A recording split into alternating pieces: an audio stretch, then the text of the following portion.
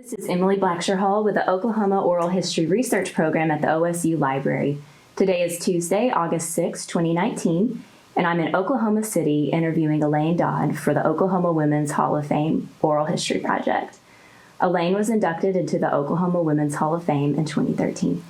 Thanks for taking the time to talk to me. Thanks for being here. Let's begin by learning a little bit about you. Could you tell me where you grew up and give me a little background into your early life? I grew up in southwest Oklahoma, a little bitty town called Blair that no one has heard of, near the Quartz Mountains, which is just spiritually wonderful area. It's God's country to me. A lot of people feel like it's very flat, but I love being from a tiny town, and I love being from rural Oklahoma. Yeah. So tell me more about the town. Where were your favorite places to go, hangouts, anything that you'd like to describe for people?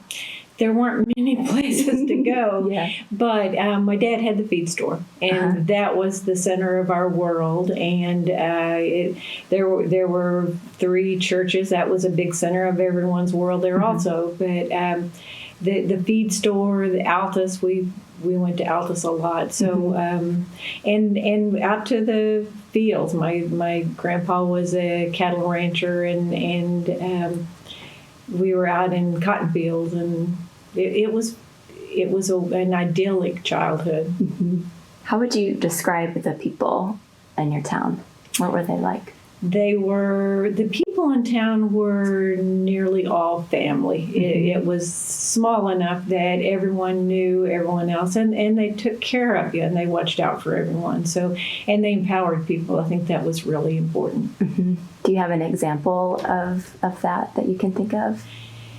I would say, even when I did the spelling bee when I was young, different people would take time, especially my mom, but a lot of people would take the time to sit and drill me on words and things that people just came together to do things. If you went into we had tornadoes, it was Tornado Alley, so you'd go in the cellar all the time. My grandma was terrified of tornadoes because she'd been in one when she was little, in the air and pulled down. So the cellar was the center of our world, and you'd learn to do a Jacob's ladder, and you'd learn what was going on in the town, and you'd learn how to be kind.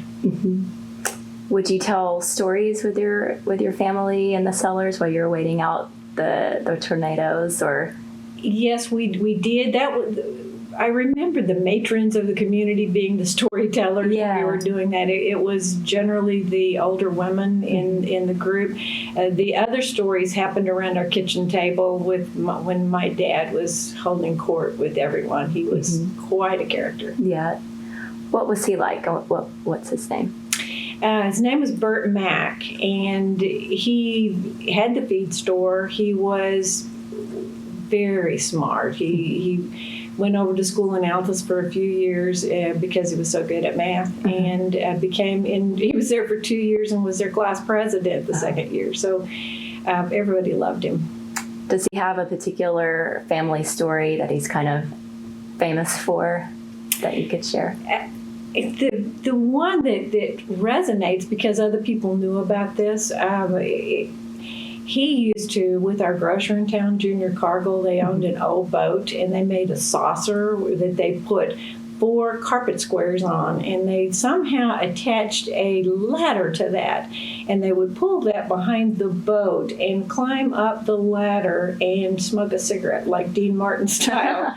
People, my sister later heard, she was in her hospital where she was a manager in Kansas City, and a guy was like, "You wouldn't believe what I saw on Lake Lugert." And it was my dad doing that on the saucer. So he was a character. How about your mom? What's she like? She was a very strong woman. She lived through a lot of adversity, both as a young person and as an older woman, and still was a rock. Very bright. Did you have siblings? Do you have siblings? Yes.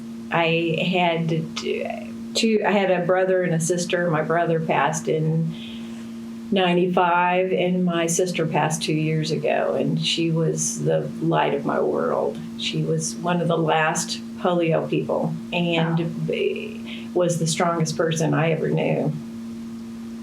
Do you have any favorite memories of her? They're all favorite memories of her.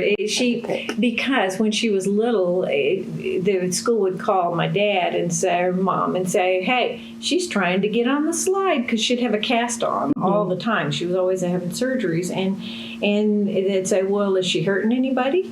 Because she can do anything. She rode horses. She did everything, but she also read all the time, so she knew all the words, and she was just so brilliant and wise. Were there books that you like to read together or share? We shared all of our books, from Gone with the Wind to 1984 to we just read voraciously. How would you describe yourself as a child? I'm thinking your personality, hobbies, things you liked about school. As a child, I was the one who talked too much. I can say that. I was independent, and way too independent, just like my dad. We were peas in a pod. As far as school, I just loved it. Math, everything about school. It was just wonderful. Can you describe for me the schools you attended as a young girl and young adult? As a very young person, the Blair School was it was all in one building. Yeah.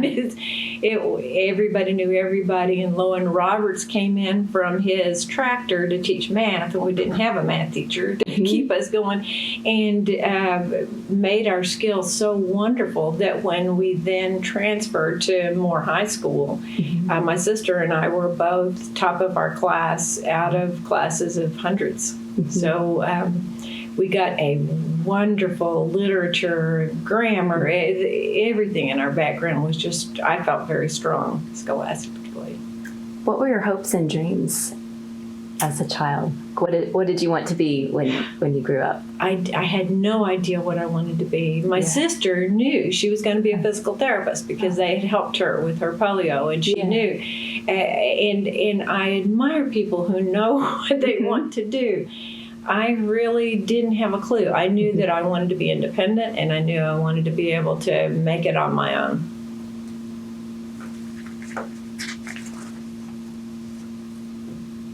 We haven't really talked about teachers or mentors or role models in your early life, but when you think about the people early on who influenced you, and you mentioned your sister and your mom, your dad, is there anyone else that inspired you to go on the path that you did?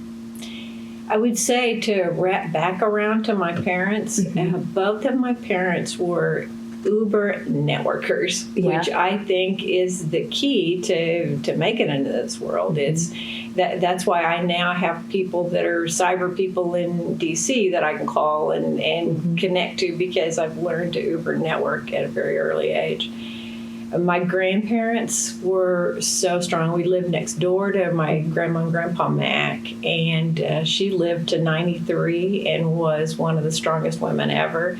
She was very much a Katharine Hepburn type. Oh, very strong, independent, and yet she'd get up at 6 in the morning and bake her wonderful cinnamon rolls for someone in town that had a need. I mean, she was just wonderful. And my grandma on the other side, my grandma Scott, was a Marilyn Monroe in a wonderful way. I mean, she was a beautiful woman, worked hard all her life, and everyone absolutely adored her. Wonderful style. So lucky to have those. My Aunt Harry, great Aunt Harry, Harry with a Y-E at the end, so it's feminine, got one of the first. She was one of the early women to have PhDs.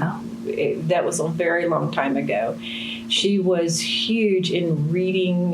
Her entire place in North Carolina was filled with books. They named the architectural library after her there. She was such a character and such a strong woman. So, and as for teachers, I mentioned Lowen Roberts, all my math teachers, but also chorus, which really played a huge role in who I am. My sister and I both agreed when we moved up from a little bitty town. I was class president of 30 people and the biggest class in the school, and we moved up to hundreds of people, which was really intimidating. And chorus is how we fit in, and it also math and music go together, and that's why our schools really need to redouble efforts to keep the music, even if when times are tough, because it makes people better at math and the skills that we need. Yeah. So Mr. Fees, my math teacher, I was in Opera's at Moore, and that was such a wonderful joy. It was huge. So where did your educational path take you after high school? I went to OU, and that's where I graduated. I started as a math major, did not know what I wanted to do with it. And some people said, well, how about computers? You could try that. And back then, computers were mainframe computers. They were the size of this room, and you had to punch cards and put them in order. So boring. So I'm like, well, that's going nowhere. So I missed that wave. But I was working nights. I was taking beyond full-time classes just to get it done. And then I worked full-time at OU, or at OSBI, State Bureau of Investigation, dispatching. So I would drive up to OSBI, and I'd work either 4 to midnight or midnight to 8 in the morning. Every other week that changed, which was hard on your world. But that really informed my path toward law enforcement. So that was a wonderful happenstance. I switched over because I got to go know all the guys, and it was guys back then in law enforcement. I switched into political science with the thought that I might go on to law school. And I just was worn slick by that time, so I made a criminal justice. That was my specialization within that. And Sam Chapman was down here, and a wonderful person at OU with criminal justice, one of the first in the state, in fact. And because of that, I got to, while I was there, I got to write a chapter for a police management book, and they kept it. So they used it. So there were a lot of experiences that really helped me later. So you were the first female undercover agent of the Oklahoma Bureau of Narcotics. Is that right? That's absolutely correct. Okay. Before they had women or wanted women. Yeah. What year? That was 1976 that I started there. And I actually started as an intelligence analyst because they were splitting off the State Bureau of Narcotics from OSBI at that time and making a new agency. And they said, come work with us. And I said, no, it's not what I choose to do. And we weren't seeing, not that there had to be women in that role, but you just weren't seeing it or thinking it. And I did the intelligence analyst for a year, and we did a huge heroin conspiracy that I had done the background for, and they wouldn't let me go on the arrest. So they said, you don't have a gun. And so I said, well, I'm just going to police school. And when the people there heard it, my supervisor at the time interviewed me for the agent position, and he said, you won't be here 6 months, little lady. And back then, they could say those things. I was the first, the Oklahoma City Metro Academy they had 5 women on the street. I was the first undercover person to go through the Metro Academy, and as a female. And so they were really kind. It's just they were having to learn me and how I fit into their system. But the lovely thing is that the gentleman who said you won't be here 6 months came back when I was director 22 years later. Oh. And said, I want you to sign a commission card for me because this is cool. because they had accepted me, and it was wonderful. So how often did you deal with dangerous situations? Like after you got your training, did you go out on the arrest? Yes, I worked for years. I worked undercover, and I got to do things like the feds didn't have many women either. So I got to work cases with the FBI, ATF, the different federal organizations. Got to do, for example, a big case that ended up leading to a mafioso type. It's a cocaine deal in Detroit. So got to do some things that were very interesting and could be dangerous. I mean, you could look at it that way. As long as you kept your wits about you, that's the thing. It's just using your brain. Yeah. So, and I have 1,000 stories that I won't tell you. I bet. There are lots of just funny, interesting stories. And yes, I think my mom did worry about that for a lot of years. And she hated it when I'd go to her church events. And I'd say, back when I was working the streets, and she'd say, honey, it sounds like another job. So let's not put it that way, okay? Did you ever feel like you had advantages as a woman being undercover that your male colleagues didn't? And what were those? Yeah. Without question, because especially at that time, there were so few women working in those positions that I wasn't that person that they were questioning. So, and one time on an arrest, it was an interview after an arrest. One of the big guys had been in the room interviewing the person, and he comes out and says, could you go in there and just sit with him a minute? And I go in. Well, he tells me everything because we accidentally good guy, bad guyed him. I mean, there were a lot of things like that it really made it easier to being a woman. And the guys really learned to accept that, and we played well off each other. And I think you mentioned this, that you later became the director of the Bureau. What year was that? In 92, from 92 to 95, I was director. I retired shortly after the bombing downtown. Oh. What was that whole experience like, being the director and dealing with the bombing? It was terrifying. Yeah. I don't know any other way to say it. Sure. There were so many friends that we lost, including not just the agents who were down there, but Carol at DEA, who had been just a lifeline for 20 years, and she was tragically killed in it. So there were lots of funerals to attend, and we had people down working. Our agents did work down there, and there was a lot of trauma. So my role in that was a lot of counseling, people who would come back and say, I'm struggling with this. And it was tough for everybody. Yeah. How did you keep yourself just resilient through that time? That must have really worn on you emotionally. I'd say it did. I in some way, I think that's probably why I decided to go ahead and retire, because I wanted to be with my kiddos. Yeah. For my daughter Ashley and son Drew. And when the bombing happened, a counselor came into Drew's class and said, we think your mom is okay, because they assumed I was down with DEA. They didn't realize I was here on Lincoln in another building, obviously, but they thought I was down there, and they just didn't know, which terrified him at the time. I'm sure. If looking back on your whole career with the Bureau, what do you think the most challenging aspect of your position was there, and what did you learn about yourself that maybe surprised you? The most challenging was to represent women well, I think, in some instances.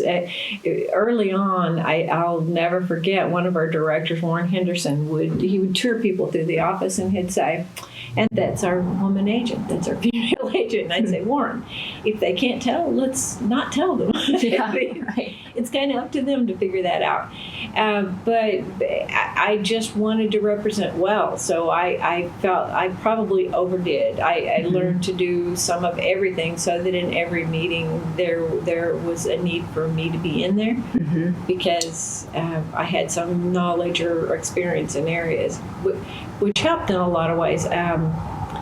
One of the favorite things that I did, I wrote the Schedule II drug tracking when I was a chief agent before I was director, but it was a substitute for triplicate prescriptions for opioids way back when. Other states were doing triplicate prescriptions and inputting data.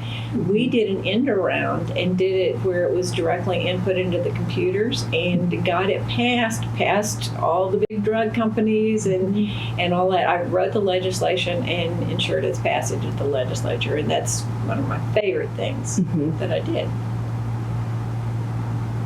And then where did your career take you after you retired?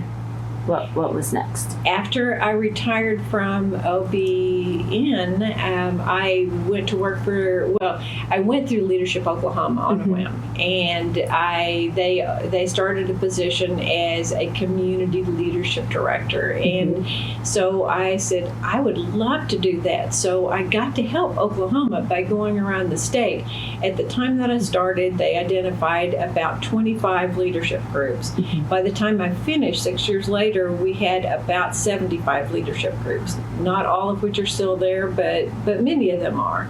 So we did skills. This is why we need to enhance these capabilities to make Oklahoma strong. And I still do some of that pro bono now on weekends or when I can to help the leadership classes because I find such value in doing that. I think it helps our state.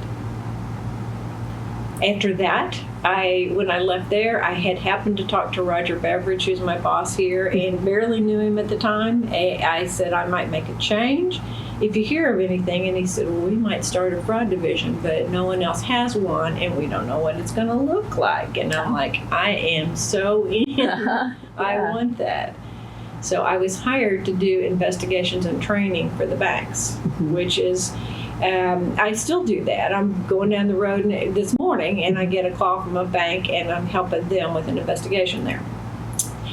We learned early on, though, that didn't reach really far enough for what we needed to do. And what we needed to do was to help seniors, to help retailers, to help everybody learn what fraud is out there. Because if retailers know what business email compromise, which leads to wire fraud, looks like, it can save them literally millions of dollars.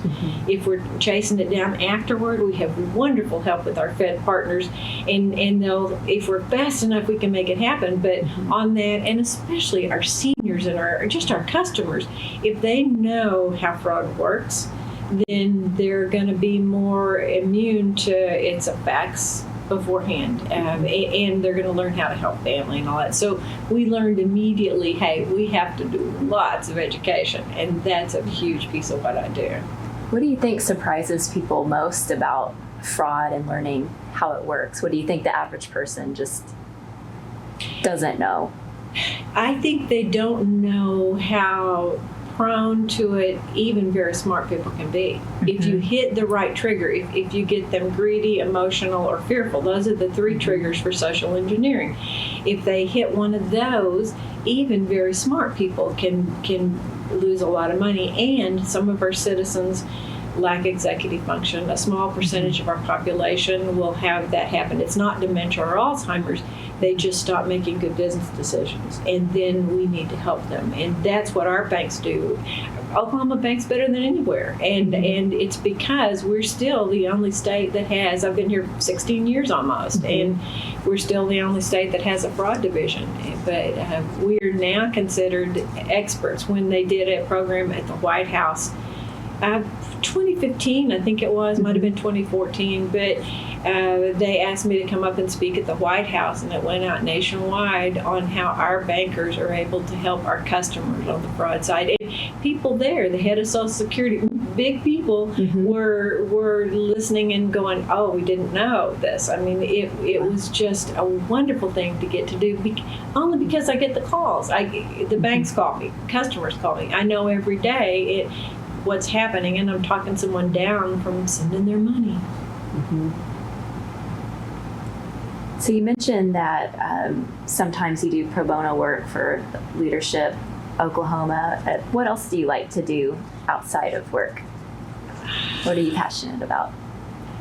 I am passionate about traveling. I love to travel with my daughter is a big world traveler, so we do that a lot. I am passionate about both my kids, just being around them. I love to read, love music, Broadway plays. I love Broadway plays and music. There has to be music always, and I play the piano. Okay, yeah, I was about to ask what you play. Not well. Okay. Not beautifully. I play with music. I don't play by ear or any of that wonderful magic. But music is a big part of everything. And traveling to Greece, we're going to Sweden. It's fun. Can you think of a trip that, I think maybe all trips can transform you in one way or another, but can you think of maybe a favorite one that you took with your daughter or just on your own? I think every trip transforms. I think one of the best, because when Ashley graduated high school and Drew was 16, we went to Paris and London. And I think that was so transformative for me, because we went to Musée d'Orsay and all the wonderful, just the wonderful art you see, and we saw Phantom on West End in London. Things that made my kids grow so much, and I think everybody should. If everyone traveled, everyone would be nicer people. So just seeing them learn that, I think that was the biggest thing for me. Yeah, broadening your perspective. Yes. People. So we talked about role models and mentors in your life, but how do you mentor or help others? I think you've mentioned that some, but I'd like to talk a little bit more about that. I really believe in mentoring. Unfortunately, I can remember a case where I was asked to be a mentor when I first started the job up here, and the kids were so young and at the house, and my daughter going to school, science and math, and we had so much going on that I had a mentoring time that I just didn't perform, and I regret that to this day, because it was one person for 1 year, but I didn't make it happen like I needed to, and I rue that day still. I mean, I still think of that. I have lots of young women and guys. It's not just women that I do mentor, but people to make them learn. Here's how you can be a better public speaker. Here's how you can help your humor skill, which that's huge in our world. That's job one for me. Anytime I do training, if it's not funny, then I'm not doing it, because that's how people learn. Is if you laugh with me, you like me better, which makes you more open to my ideas. John Cleese, the famous philosopher, that was Monty Python. But I believe in that. If you can get people enjoying things, and so I try to teach people that. I have young women that are like daughters to me, lots of them, and I that's part of my mentoring, and part of it is just going out and doing Leadership Weatherford, Leadership Durant, the different leadership classes, and our bankers, because I'll have them contact me and say, how do I do this? I just recently did a panel with the FBI. Jessica Rice put on a panel with about 12 women in law enforcement, just different ages and different perspectives, and she did a yeoman's job of, she was such a wonderful Oprah in getting information out of everybody. But I still have people calling me to say, I either want to do something with law enforcement or I want to do something with the bankers, because there are so many wonderful opportunities in the banks to do fraud and things that just help people. To prevent fraud, I should say it that way, not do fraud. Right. So when you reflect on your career and all that you've accomplished, so I'm wondering two things. One, how do you deal with the adversity? And two, how did those challenges build your character and add to your capacity for resilience? I've always dealt with adversity by just knowing that I can do it. I was really fortunate to be raised in a manner that we believed we could do anything that we wanted to do. And my sister helped with that to make me understand that. But anytime I have adversity, I can look at 1,000 things that are so much tougher. I have never had a tough life like people who are on the streets, people who are domestically abused. There's a million people that have way worse. So that's probably how I deal with it. I just don't think anything really is adversity. And your second question, could you say that again? How do you think the difficult things that you've dealt with in your career or life have added to your character or helped you be resilient? I know that being the first female at the Bureau of Narcotics, I know that helped to, pardon me is a bad word because I'm not one of those people that has emotions on the, that's not me. But being there, I think it made me tougher. And I know that it made me always speak the truth. And that was the thing that everybody knew. If I told them something, it was going to be the truth, and speak out. I learned, and this is a bad thing. I learned in groups of men because every table I sat around was 90% men or 99% men, for sure, in law enforcement. I learned to interrupt, which is terrible. I know that. It's not a nice thing, and I have to work to undo that now. If I had not spoken up, that it would have been tough. In the Post, you see Meryl Streep, and she's in a group of men. And she owns the paper. And someone says, well, what is the data on some topic? And she said it. And then everybody just ignored. And then a guy next to her calculates, and he's like, throws out the same number. And they're like, oh, really? And that's the world for women sometimes. So you have to make your point, make it forcefully without being considered too straight. Women walk that fine line. I'm a strong advocate of being at the edge of that fine line, if not at least a little bit over it, because I think that's what it takes for us to get heard. We're going to change gears just a little bit, but I wanted to ask, when you were notified that you were going to be inducted into the Oklahoma Women's Hall of Fame, what went through your mind?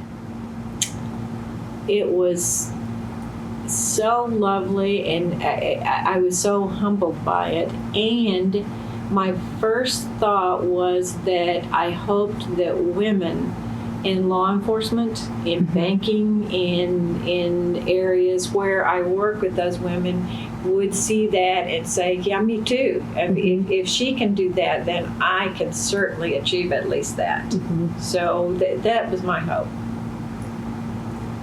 If you can give advice, a piece of advice to fellow Oklahomans, what would you tell them? I would say don't be afraid of other people. We have to embrace, everyone is a human, and we have to embrace other people. We have to embrace other lifestyles. We can't be so set in our ways. That just drives me a little crazy. I would say we have to be kind, and we have to give back. Those to whom much is given, much is expected, and a lot of people don't get that. I see a lot of greed, and I see a lot of not giving back to people who need it. And we can't say, hey, those people need food stamps. Well, if a mom has 4 or 5 kids and she's working 3 jobs, she needs food stamps, or if someone is working just a minimum wage job, they need help, and we help people at the other end. So let's just don't fuss about helping people. I really believe people need to do more to give back. That's what I would say, and love your state at the same time, make it better. When history is written about you, what would you like for it to say? The Hamilton line, who lives, who dies, who tells your story. Yeah, great. That comes to mind. I would hope that they would say that I was a good mom, and that I helped women, and that I helped people, and I did the right thing and made a difference. That's what I would hope. Is there anything else you'd like to talk about? I don't know. Did I miss anything? I don't think You so. tell me. No, I think I think you've done a wonderful job, and I've probably overkept you. So Oh, no, not at all. Well, thank you so much for your time, Elaine. I appreciate it. thank you.